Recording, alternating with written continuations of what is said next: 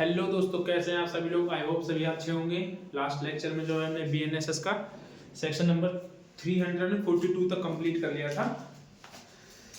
आज जो है 341 तक 341 तक कंप्लीट किया था। उसके बाद में जो है आज स्टार्ट करेंगे और आज इस चैप्टर को कंप्लीट कर देंगे। ठीक है, हम कर रहे हैं अभी चैप्टर नंबर 26। चैप्टर नंबर 26 जो कि 237 से लेकर के 337 से 361 इतना ही है ना। 366 61 भाइयों पढ़ना पड़ेगा, भूल जाते हैं। 366 तक है। ठीक है, इसमें जो इंपॉर्टेंट सेक्शन है वो है 343 जो कि मोस्ट इंपोर्टेंट है। पार्डन, टेंडर ऑफ पार्डन की बात करता है, तो क्षमादान की। उससे पहले हम बात करेंगे सेक्शन नंबर 342 की। वो क्या कहता है, देखिए, प्रक्रिया जब निगम या सोसाइटी, रजिस्ट्रीकृत सोसाइटी अक्यूज्ड हो।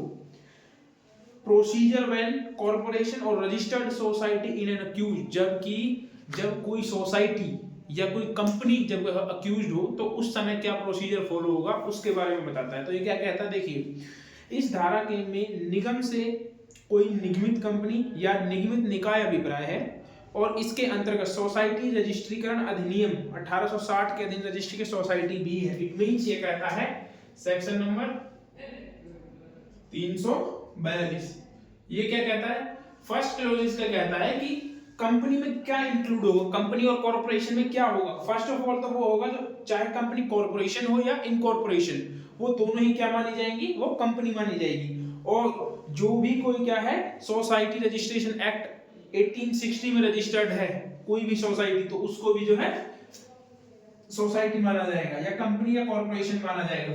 तो निगम मीन्स होता है चाहे कोई निगमित हो, निगम मीन्स इसमें बोलते हैं कॉर्पोरेशन हिंदी में। ठीक है, इंग्लिश में बोलते हैं कॉर्पोरेशन। इसको बोलते हैं निगमित मीन्स इनकॉर्पोरेटेड कंपनी,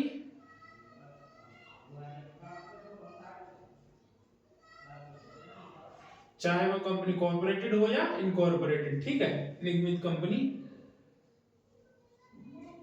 फर्स्ट तो ये कहता है। उसके बाद कहता है इसके अंतर्गत सोसाइटी रजिस्ट्रेशन एक्ट के अंतर्गत जो कोई भी सोसाइटी रजिस्ट्रेशन एक्ट 1860 में रजिस्टर्ड है वो भी इसमें शामिल है। ठीक है,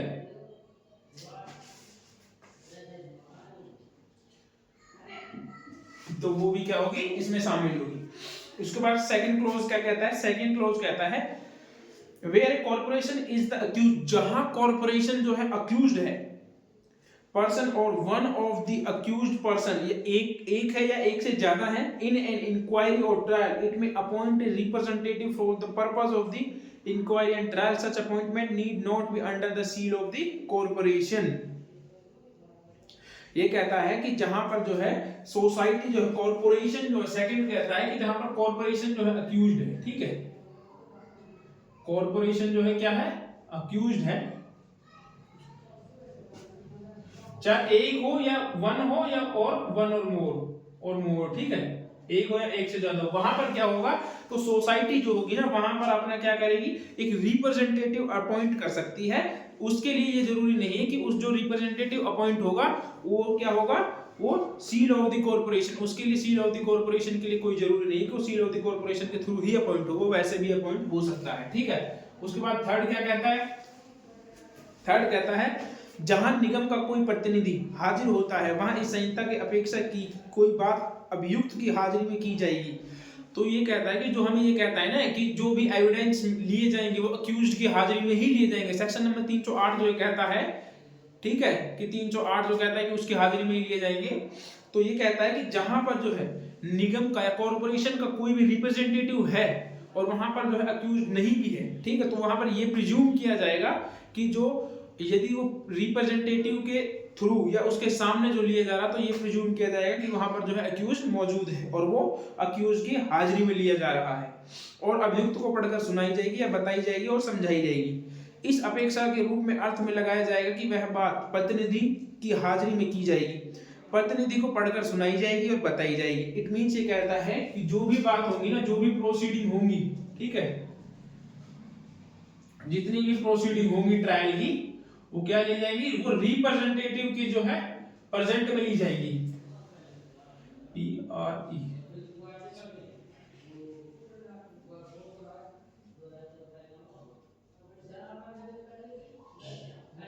रिप्रेजेंटेटिव की किस में ली जाएगी, प्रेजेंस में, ठीक है, उसकी प्रेजेंस में लिए जाएंगे और उसको जो भी हो, कोई भी ऑर्डर जजमेंट कोई भी होगा उसको पढ़ करके सुनाया जाएगा और तभी प्रिज्यूम कर लिया जाएगा कि जो है अक्यूज जो है उसके सामने जो है ये सब किया गया है। उसके बाद फोर्थ कहता है जहां निगम का कोई प्रतिनिधि हाजिर नहीं होता है वहां कोई ऐसी अपेक्षा जो धारा 3 में निर्दिष्ट है लागू नहीं होगी। जहां पर कोई यदि कोई अपीयर नहीं होता है वहां पर, रिप्रेजेंटेटिव भी जो है वहां पर नहीं जाता है कोर्ट में, तब ये नहीं समझा जाएगा कि अक्यूज वहां पर अपीयर है। यदि वो नहीं जाता है तब ये प्रिज्यूम किया जाएगा कि वो जो है उसकी हाजिरी में जो है कोई भी एविडेंस वगैरह नहीं लिए गए। उसके बाद कहता है सब क्लॉज 5। सब क्लॉज 5 क्या कहता है, जहां निगम के प्रबंधक निदेशक, इट मींस जहां पर जो है कोई किसी कॉर्पोरेशन के जो है मैनेजिंग डायरेक्टर है, ठीक है, या फिर कोई अनदर पर्सन है जो ड्यूली ऑथराइज्ड है, ठीक है, ड्यूली ऑथराइज्ड है, तो वो क्या करेंगे, रिटर्न में कथन फाइल करेंगे अपने, ठीक है। कोई भी मैनेजिंग डायरेक्टर होगा, कोई भी मैनेजिंग डायरेक्टर या फिर ड्यूली ऑथराइज्ड है जो, या जो ड्यूली ऑथराइज्ड है वो कैसे करेंगे, और रिटर्न में जो है फाइल करेंगे। अगर वो किसी को अपॉइंट करते हैं तो उनमें उन्होंने जो है रिटर्न में ऑथराइज करना होगा किसी व्यक्ति को, अपने रिप्रेजेंटेटिव को। उसके बाद 6 क्या कहता है, 6 कहता है कि यदि यह प्रश्न उठता है कि न्यायालय के समक्ष किसी विचार जांच या विचार में निगम के प्रतिनिधि के रूप में हाजिर होने वाला कोई व्यक्ति प्रतिनिधि है या नहीं, तो इस प्रश्न का अवधारणा न्यायालय द्वारा की जाएगी। इट मींस यदि क्वेश्चन कोर्ट के सामने ये अराइज होता है कि जो व्यक्ति जो है अपॉइंट किया गया है वो ऑथराइज है या नहीं है अपने आप में, ठीक है, लॉफुल है या नहीं है, तो इसका डिसीजन कौन करेगी, तो इसका डिसीजन करेगी कोर्ट, ठीक है, तो इसका डिसीजन करेगी कोर्ट। कोर्ट की पावर होगी ये डिसाइड करने की कि कोई जो है अवधारणा न्यायालय द्वारा किया जाएगा रिप्रेजेंटेटिव के मामले में। जहां प्रश्न ये उठता है कि ये रिप्रेजेंटेटिव जो है या नहीं है, वहां पर कोर्ट डिसाइड करेगी कि ये है या नहीं है। अब इसके बाद ये जो है सेक्शन नंबर 342 जो है कंप्लीट होता है। उसके बाद आते हैं सेक्शन नंबर 343 पर, जो कि अपने आप में बहुत इंपॉर्टेंट है। देखिए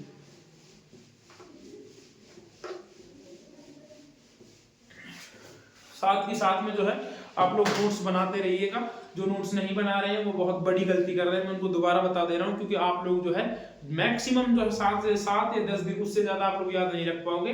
उसके बाद में जो है आपको प्रॉपर नोट्स की जरूरत पड़ेगी। यदि आप नोट्स नहीं बना रहे तो आपको जो है बार बार वीडियोस देखनी पड़ेगी। अब आते हैं सेक्शन नंबर 343 पर, टेंडर ऑफ पार्डन, ठीक है।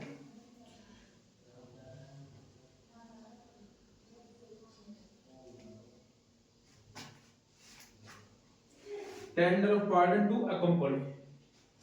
अकम्पोलिस, ठीक है, अकम्प्लाइस इसको बोलते हैं हिंदी में सह अपराधी को क्षमादान, ठीक है।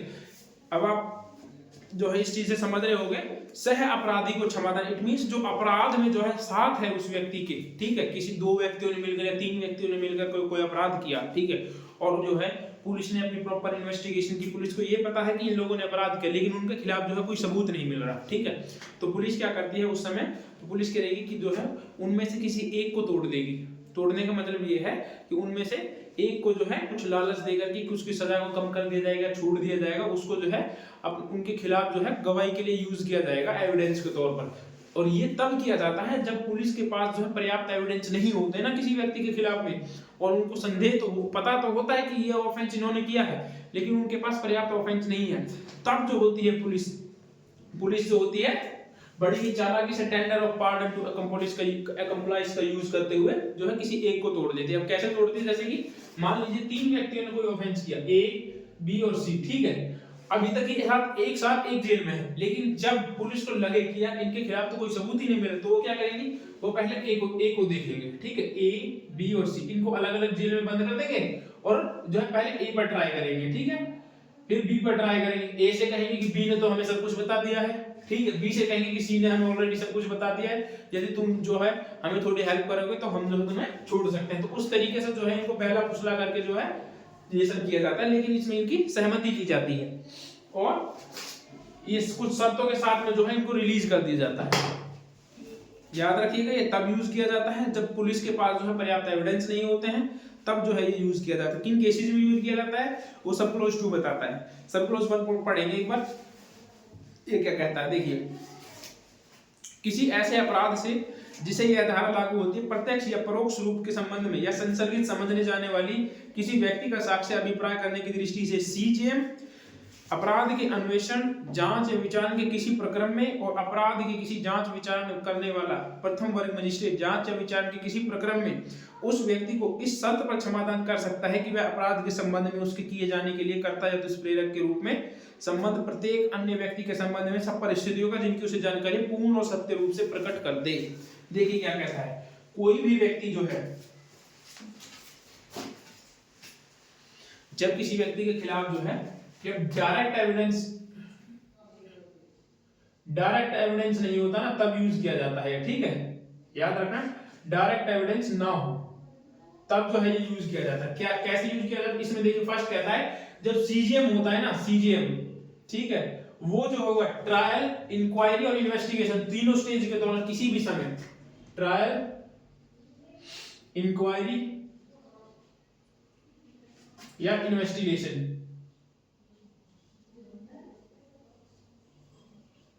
इन तीनों में से किसी भी स्टेज पर जो है क्या कर सकता है, ये शर्त के साथ जो है टेंडर ऑफ पार्डन दे सकता है किसी भी व्यक्ति को, ठीक है। और उसके अलावा कहता है जुडिशियल मजिस्ट्रेट फर्स्ट क्लास जो है, जुडिशियल मजिस्ट्रेट फर्स्ट क्लास वो सिर्फ ट्रायल और इंक्वायरी के दौरान ही जो है, ट्रायल और इंक्वायरी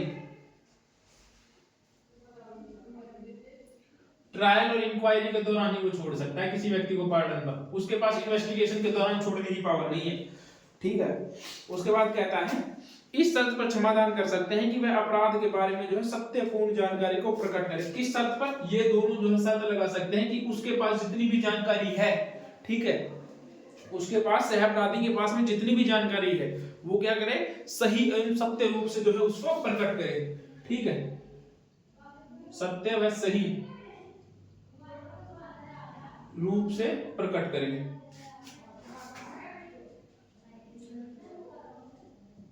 अच्छा, अब प्रश्न यह आता है कि क्या जो है पुलिस को यदि कोई एविडेंस नहीं मिल रहा है तो क्या वो हर मैटर में जो है किसी सिर्फ टेंडर ऑफ पार्डन का यूज कर सकती है, तो इसका आंसर है नो।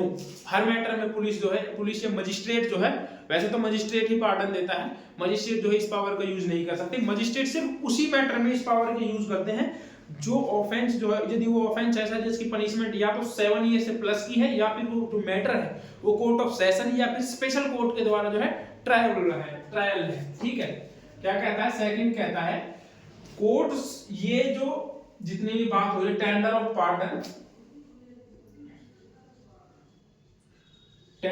पार्डन जो है ना, कब अप्लाई होता है, किन केसेस पर अप्लाई, किन मामलों में अप्लाई होता है, ठीक है,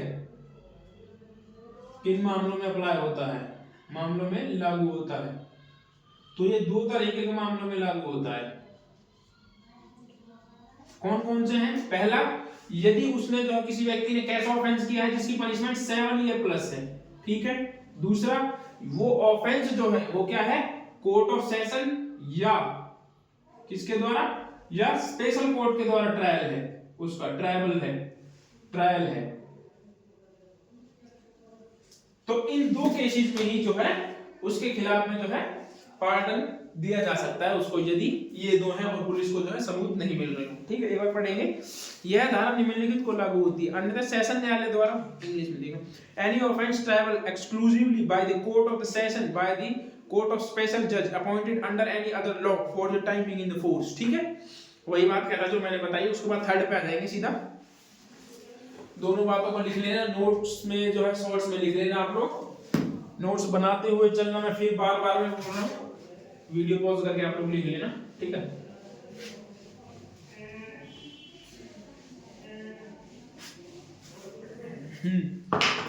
उसके बाद में क्या है देखिए, फोर्थ पे आएंगे। फोर्थ क्या कहता है, सॉरी थर्ड पर, प्रत्येक मजिस्ट्रेट जो उपधारा 1 के अधीन क्षमादान कर सकता है। इट मींस जो सीजीएम या जुडिशियल मजिस्ट्रेट फर्स्ट क्लास है जो पार्डन दे सकता है वो क्या करेगा, थर्ड क्या कहता है, एवरी मजिस्ट्रेट की जगह आप सीजीएम या फिर, क्योंकि यही दो दे रहे हैं इसमें, सीजीएम या जुडिशियल मजिस्ट्रेट फर्स्ट क्लास जो है कोई भी जो है उपधारा 1 के अधीन जो क्षमादान दे सकता है सब क्लोज 1 में, ठीक है, सब क्लोज 1 में जो क्षमादान दे सकता है वो क्या करेगा,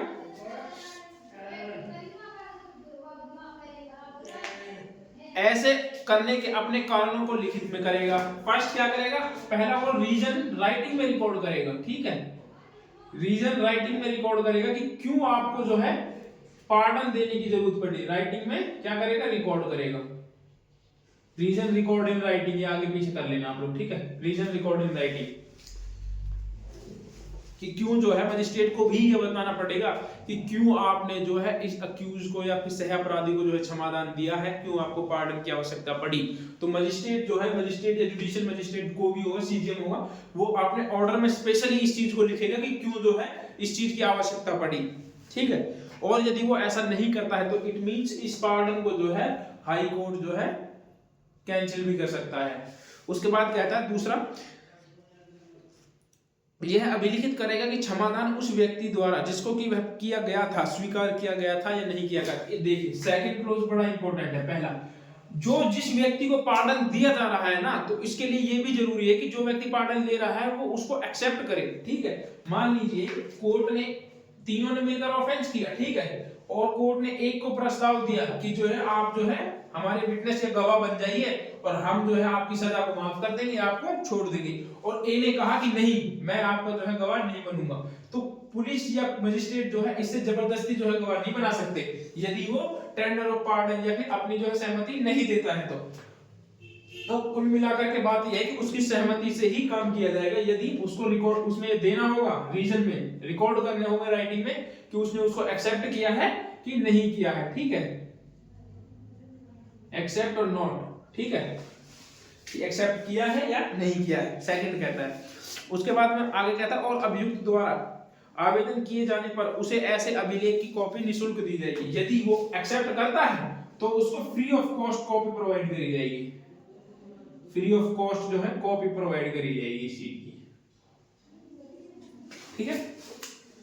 उसके बाद आते हैं फोर्थ पर। फोर्थ क्या कहता है, उपधारा 1 के अधीन क्षमादान स्वीकार करने वाले, इट मींस जो उसको उपधारा 1 में जो क्षमादान दिया गया है, जो पार्डन दिया गया है, जिसने उसे स्वीकार किया है। उसके बाद ए कहता है प्रत्येक व्यक्ति के अपराध का संज्ञान करने वाले मजिस्ट्रेट के न्यायालय में और पश्चातवर्ती विचार में यदि कोई हो साक्षी के रूप में परीक्षा की जा सकेगी। तो फोर्थ कहता है कि जो व्यक्ति पार्डन दे रहा है ना, पार्डन कर रहा है, उस व्यक्ति को जो है विटनेस के तौर पर जो है कोर्ट में वो अपनी गवाही दे सकता है, विटनेस के तौर पर जो है उसको एग्जामिन किया जा सकता है, ठीक है। ये कहता है 1, ये कहता है फोर्थ का ए, चाहे वो सब्सिक्वेंटली हो या फिर जो है सब्सिक्वेंटली ट्रायल ही क्यों ना हो, सब्सिक्वेंटली मतलब बाद के ट्रायल में, ठीक है। उसके बाद बी कहता है प्रत्येक व्यक्ति को जब तक कि वह पहले से ही जमानत पर ना हो, यदि कोई पार्डन भी दे रहा है ना, एक्सेप्ट यदि वो पहले से जमानत पर ना हो, मतलब कि किसी व्यक्ति को तब तक नहीं छोड़ा जाएगा जब तक कि उसकी बिफोर द जजमेंट, विचार खत्म होने तक अभिरक्षा में निरुद्ध रखा जाएगा। यदि कोई व्यक्ति पार्डन दे रहा है तो सिर्फ उसको इसलिए नहीं छोड़ देंगे कि वो व्यक्ति जो है पार्डन देने के लिए सहमत हो गए, नहीं, उसको तब तक जेल में रखा जाएगा जब तक कि फाइनल ऑर्डर की डेट नहीं आ जाती। फाइनल ऑर्डर से पहले जो है उसको छोड़ दिया जाएगा, एक्सेप्ट यदि वो जमानत पर ना हो। यदि वो जमानत पर है तो उसकी जमानत कंटिन्यू रहेगी, और यदि वो जमानत पर नहीं है तो जब तक वो जेल में रहेगा जब तक कि फाइनल ऑर्डर नहीं आ जाता, मतलब फाइनल ऑर्डर से पहले, ठीक है। जमानत है तो कंटिन्यू, ठीक है, जमानत है तो कंटिन्यू, अन्यथा देखिए मैं हिंदी और इंग्लिश दोनों में भी बेटर लिख सकता हूं, तो आप लोगों को यदि कोई दिक्कत आ रही हो तो मेरे को बता सकते हैं, मैं हिंदी में भी लिख सकता हूं, इंग्लिश में भी लिख सकता हूं। अन्यथा जमानत है तो कंटिन्यू रहेगी, अन्यथा क्या रहेगी, उसे अभिरक्षा में रखा जाएगा।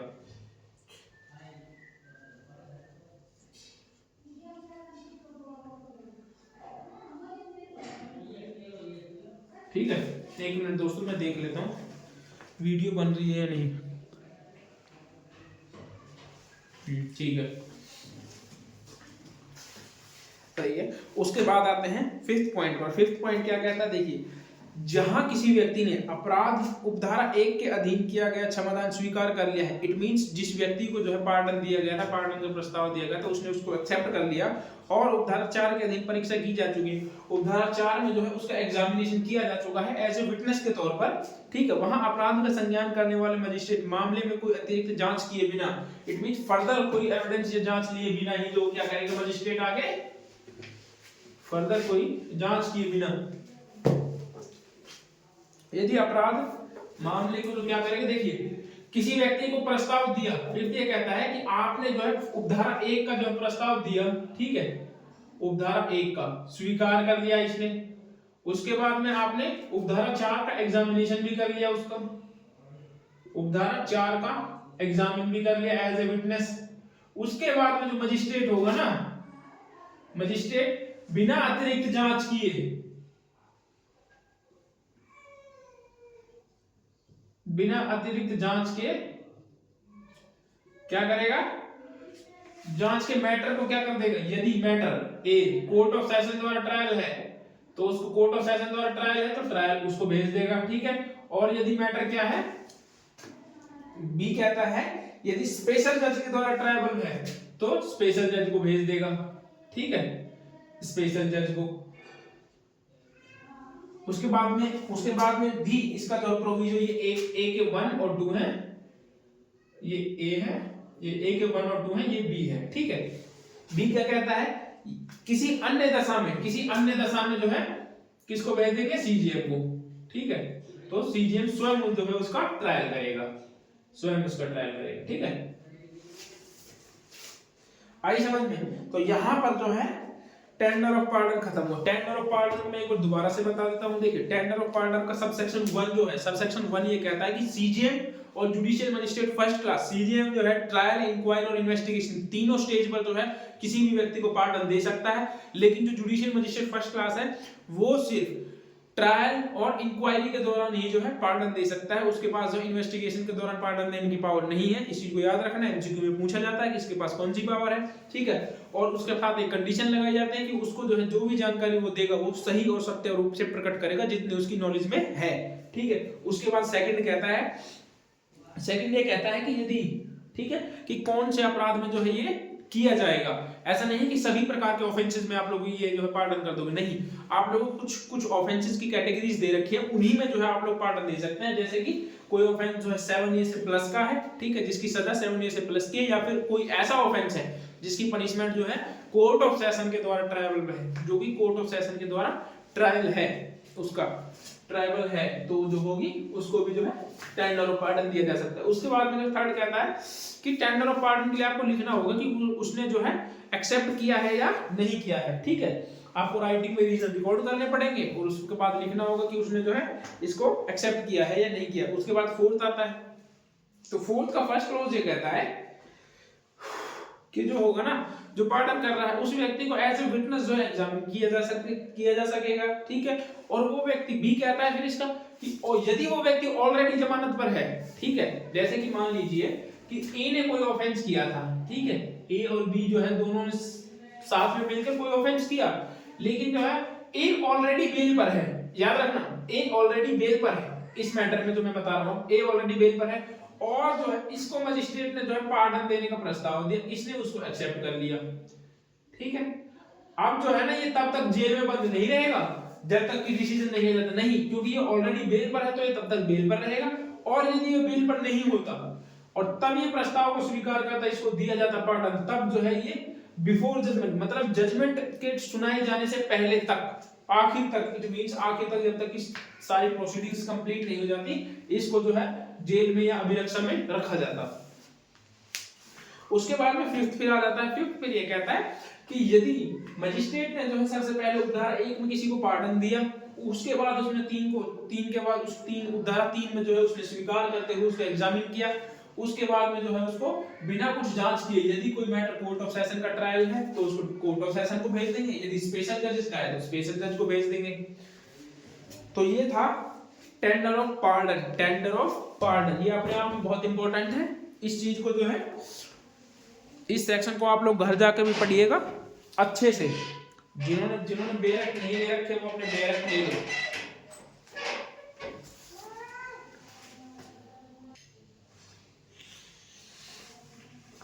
उसके बाद में जो सेक्शन है वो थोड़े कम इंपॉर्टेंट है, बट हाँ इंपॉर्टेंट वो भी है। ऐसा नहीं है कि नहीं पूछे जाते, पूछे जाते हैं, उनमें से भी पूछा जाता है। टेंडर ऑफ पार्डन का एक केस था, Harshad Mehta versus state of Maharashtra. ठीक है,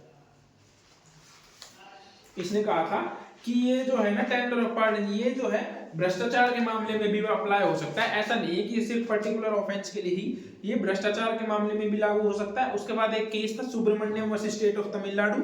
ठीक है,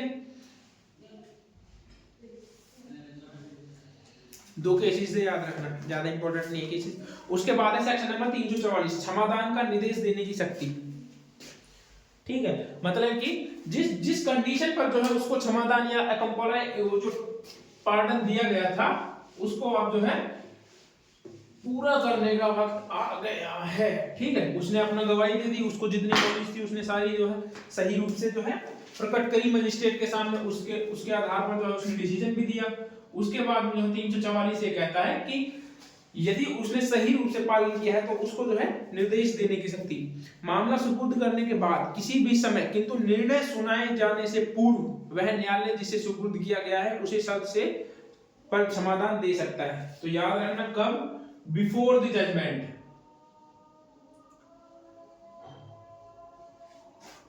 बिफोर द जजमेंट जो है उसको छोड़ा जा सकता है। सिंपल है, कुछ भी नहीं है भाई। जो कंडीशन आपने अक्यूज को दी थी, जिसको कह करके आपने उससे जो है सब कुछ बुलवा लिया था कि हाँ हमने ऐसे ऐसे ऑफेंस किया था, अब जब उसने सही जानकारी सही रूप से दे दी है, बता दिया है, तो आपकी भी ड्यूटी बनती है कि आप जो है उसको छोड़ें।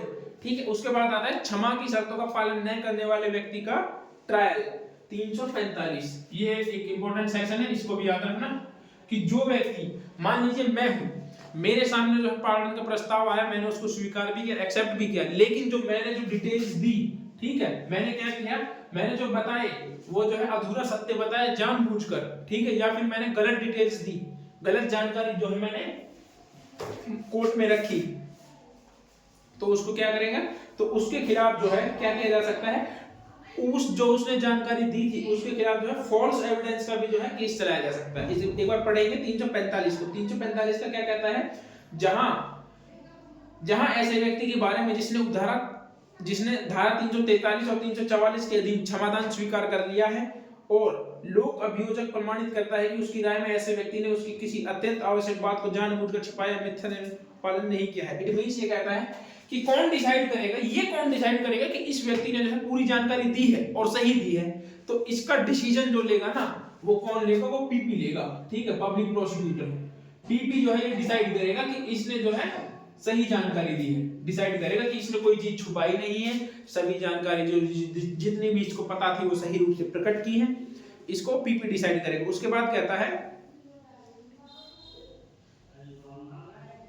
वहां ऐसे व्यक्ति का विचार उस अपराध के लिए जिसके बारे में ऐसे क्षमादान किया गया था, किसी अन्य अपराध के लिए जिसका वह उस विषय के संबंध में दोषी प्रतीत होता है, मिथ्या साक्ष्य के भी अपराध के लिए विचारण किया जा सकता है, यदि वो व्यक्ति जो है क्या करता है, फॉल्स एविडेंस देता है, तो जो होगा उसके खिलाफ जो है वो ट्रायल किया जा सकता है फॉल्स एविडेंस के लिए। ये याद रखना इसी का। ठीक है,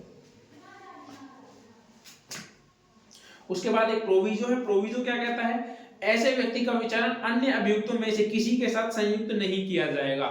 यदि वो जो है झूठ भी बोलता है या पूरी जानकारी नहीं देता है, तो जो होगा उनके साथ में जो है जो जॉइंटली ट्रायल उसका नहीं किया जाएगा, उसका सेपरेट ट्रायल किया जाएगा। ठीक है, क्यों, क्योंकि सबको पता चल जाएगा कि इस व्यक्ति ने जो है हमारे खिलाफ जो है एविडेंस दिया था, तो जब उनके साथ में ट्रायल किया जाएगा, उनके साथ आएगा रहेगा, तो जो है रिस्क हो सकता है इसमें, तो इसलिए उसका अलग से ट्रायल किया जाएगा। और जो ये फॉल्स एविडेंस दिया है इसका भी जो है सेपरेट ट्रायल किया जाएगा अलग से, इसकी बात करता है। उसके बाद एक और प्रोविजो फिर क्या कहता है, परंतु यह है कि मिथ्या साक्ष्य देने के अपराध के लिए ऐसे व्यक्ति का विचार उच्च न्यायालय की मंजूरी के बिना नहीं किया जाएगा। 215 और 369 की बात कोई बात उस अपराध को लागू नहीं होगी। ठीक है, यदि आपको जो है प्रोविजो कहता है, यदि आपको उस व्यक्ति के खिलाफ जिसने जो है मिथ्या जानकारी दी है आपको ट्रायल या केस चलाना है, तो उसके लिए पहले आपको हाई कोर्ट की परमिशन रिक्वायर्ड होगी।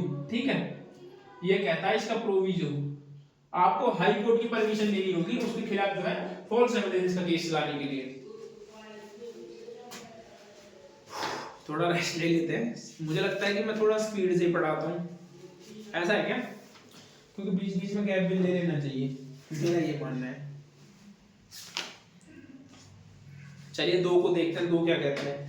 क्षमादान स्वीकार करने वाले ऐसे व्यक्ति द्वारा किया गया और धारा 183 के अधीन किसी मजिस्ट्रेट द्वारा या 343 की उपधारा 4 के अधीन किसी न्यायालय द्वारा विलिखित किए गए कथन ऐसे विचार में उसके उच्च साक्ष्य में दिया जा सकेगा। ठीक है, देखो ये क्या कहता है, किसी व्यक्ति ने जो पार्डन लिया, सेकंड कहता है यहीं से देख लो, किसी व्यक्ति ने पार्डन लिया, उसकी जो स्टेटमेंट रिकॉर्ड हुई विटनेस के तौर पे जाएगा तो स्टेटमेंट भी रिकॉर्ड होगी। ठीक है, 183 की स्टेटमेंट रिकॉर्ड हुई या फिर जो है 343 है ना, हाँ 343 के सब क्लॉज 4 में जो स्टेटमेंट उसकी रिकॉर्ड हुई, जो उसकी स्टेटमेंट रिकॉर्ड हुई, उन स्टेटमेंट्स को यदि वो फॉल्स देता है तो उसी के खिलाफ जो है एविडेंस में यूज किया जा सकता है। ठीक है, उसी के खिलाफ किस लिए, उसी के खिलाफ एविडेंस में यूज किया जा सकता है, याद रखना। उसके बाद थर्ड आता है, थर्ड क्या कहता है, ऐसे विचारण में अभियुक्त वह अभिवचन करने का हकदार होगा कि उसने उन शर्तों का पालन कर दिया है जिन पर उसे क्षमादान दिया गया था। अभियुक्त को यह बताना होगा कि वो जो है उसने उन शर्तों का पालन कर दिया है जिनका जो है उसके सामने कंडीशन रखी गई थी, और तब यह साबित करना अभियोजन का काम होगा कि उस शर्त का पालन नहीं किया। इट मींस जिस व्यक्ति ने जो है, जिस व्यक्ति को पार्डन दिया गया, जिसने सारी बातें प्रकट कर दी, लेकिन पीपी साहब फिर भी ये कह रहे हैं कि नहीं इन्होंने जो कुछ छुपा रखा है, तो ये बात जो है पीपी साहब को ही प्रूव करनी होगी कि इन्होंने कुछ छुपाया था जानबूझ करके। ठीक है, इसको प्रूव करने की जिम्मेदारी अक्यूज की नहीं होगी, ये पीपी को ही प्रूव करना होगा, इट मींस प्रोसिक्यूशन को। उसके बाद फोर्थ आता है, फोर्थ कहता है ऐसे विचारण के समय न्यायालय यदि वह सेशन न्यायालय है तो आरोप अभियुक्त को पढ़कर सुनाए जाने और सुनाए जाने से पूर्व, यदि वह मजिस्ट्रेट का न्यायालय है तो अभियोजन के साक्ष्यों के साक्ष्य लिए जाने से पहले अभियुक्त से पूछेगा कि क्या वह अभियोजन करता है कि उन्हें शर्तों का पालन किया है जिन पर उसे क्षमादान दिए। तो जनरली ये कहता है कि कोर्ट जो है एक बार उससे पूछ लेगा कि आपने जो है कंडीशंस का पालन किया है या नहीं किया है, और जनरली वो जो है हाँ ही करते हैं, मना नहीं करेगा कोई भी। ठीक है, क्योंकि प्रूव करना मुश्किल हो जाता है, आप कैसे प्रूव कर दोगे कि इस चीज को कि जो है उसकी इंटेंशन थी, उसने जानबूझ करके जो है छुपाया था। तो जो है सेक्शन नंबर 345 जो है खत्म होता है। उसके बाद में जो आगे जो है कल करेंगे, आज के लिए इतना ही। मैं ज्यादा लंबा लेक्चर जो है जानबूझ कर रिकॉर्ड नहीं करता, बेवजह जो है खामखा बच्चों का मन हट जाता है देखने से वीडियो। पहले ही जो लोग देखते हैं वो चैनल को सब्सक्राइब नहीं करते हैं, अभी तक जो है 60% लोगों ने जो है चैनल को सब्सक्राइब नहीं कर रखा। ठीक है, बट कोई नहीं, जो देखते हैं उनके लिए तो वीडियो बना ही रहे हैं। ठीक है, हमने एक और सीरीज स्टार्ट कर रखी है, बीएनएस की सीरीज स्टार्ट कर रखी है तकरीबन, जिसमें हमने प्राइवेट डिफेंस पर हमें भी है। ठीक है, सेक्शन नंबर 34 पर है, और जल्दी जो है उसको भी कंटिन्यू रखेंगे। अभी वो बीच बीच में थोड़ी रह जाते हैं, ज्यादा टाइम नहीं रह पाता तो लेक्चर वगैरह रिकॉर्ड नहीं हो पाते कंटिन्यूअसली, लेकिन हाँ बीएनएस के रिकॉर्ड जो बीएनएसएस के जो है कंटिन्यू लेक्चर रिकॉर्ड हो रहे हैं, क्योंकि एक लेक्चर का टाइम तो मैं निकाल ही देता हूँ आप लोगों के लिए, इतना तो कर ही सकते हैं, और क्या। ठीक है, आई होप आप लोगों को वीडियो अच्छी लग रही होगी। और हाँ, इसके बाद भी जो है कुछ लोगों का कहना था कि जो है आप कॉन्स्टिट्यूशन या फिर जो है अदर लॉ भी पढ़ाइए, तो जैसे ये कंप्लीट हो जाएंगी उसके बाद में जो है कुछ और जो है नया स्टार्ट करेंगे, या बीएस से करेंगे या फिर जो कॉन्स्टिट्यूशन करेंगे, दोनों में से कोई ना कोई करेंगे स्टार्ट। ठीक है, लेकिन अभी मैं ज्यादा इसलिए नहीं कर रहा क्योंकि दो ही नहीं हो पा रहे, तो ज्यादा स्टार्ट करने का भी क्या फायदा, सिर्फ वो जो है एक एक वीडियो बना करके रहना। एटलीस्ट इतना तो हो कि कोई जो है एक कंप्लीट को देख ले, उसको समझ में आ जाए। एक एक वीडियो का क्या करेंगे, सही। और जो हाँ मैं फिर बता रहा हूँ, आप लोग जो है बेरट खरीद लीजिएगा, जिनके पास बेरट नहीं है, बहुत से होते हैं जो बेरट से नहीं पढ़ते, सिर्फ जो है सिर्फ इसलिए देखते कि भैया क्या पढ़ा है वही देख लेंगे, उसी से कर लेंगे, लेकिन ऐसा नहीं है। आप लोगों को पहले बेरट खरीदना है, लॉ को पढ़ने के लिए कंपलसरी है कि आप लोग बेरट लीजिए। मेरे पास जो है तकरीबन तकरीबन 2 से 3 बेयरक्ट हैं एक ही सब्जेक्ट के, ऐसा नहीं एक ही सब्जेक्ट के अलग अलग उसके 2 से 3 बेयरक्ट हैं मेरे पास। तो आप लोग भी बेयरक्ट को रखिए, प्रॉपर नोट्स बनाइए, रीड आउट करिए। आई होप आप लोगों को वीडियो भी अच्छे से समझ में आ रही होंगी। तो मिलते हैं आप नेक्स्ट वीडियो में दोस्तों। Thank you, bye bye.